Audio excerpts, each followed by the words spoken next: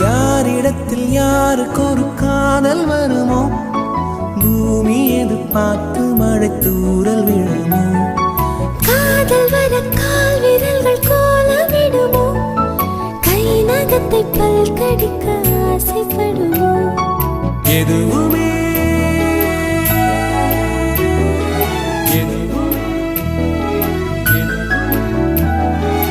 எதுவுமே நடக்கலாம், இறகின்ற மனம் பறக்கலாம். இதுவரை விடுகதை, இனி வரும் கதையொரு தொடர்கதை.